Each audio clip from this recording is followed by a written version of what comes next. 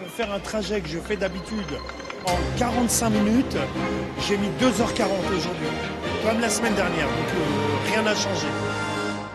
Le message, c'est effectivement de dire qu'on ne se laissera pas faire, hein, qu'on va mener notre bataille.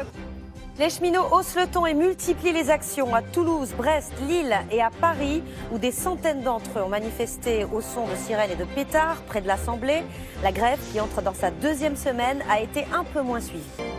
Bonsoir, bienvenue dans le 20h. Le ton monte chez les cheminots, déçus par les négociations de la fin de la semaine, agacés par la fermeté affichée tout le week-end par le gouvernement. Ils ont dit leur colère cet après-midi à Lille, Toulouse, Brest et surtout à Paris. Ils étaient plusieurs centaines réunis tout près de l'Assemblée au moment où les députés commençaient l'examen du projet de réforme de la SNCF. Ils affichent leur détermination. Devant l'Assemblée nationale, alors que l'examen du texte réformant la SNCF va débuter, plusieurs dizaines de cheminots rassemblés sous la pluie.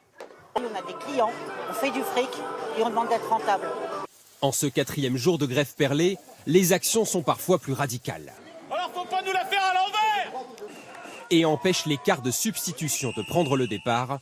Le ton monte rapidement avec des usagers. On est à l'aéroport pour bosser et vous voyez tout le monde, vous êtes des voyous. Vous êtes des voyous et toi t'as la bici. On n'a pas envie de baisser les bras. Eh bien oui, puisque un cheminot sur 4 qui devait travailler aujourd'hui s'est déclaré gréviste. Seule exception, les conducteurs. 75% étaient en grève aujourd'hui et ça c'est même un petit peu plus que la semaine dernière, d'où le trafic encore très perturbé aujourd'hui. Au 4e jour de grève, les voyageurs ont appris à s'organiser dans des trains pleins à craquer. À Paris ou à Lyon, tout le monde s'est levé 1 à 2 heures plus tôt que d'habitude. Chacun a sa petite histoire, son itinéraire bis, souvent compliqué. Pour faire un trajet que je fais d'habitude en 45 minutes, j'ai mis 2h40 aujourd'hui, comme la semaine dernière, donc rien n'a changé. Bonne soirée sur France 2 et à demain.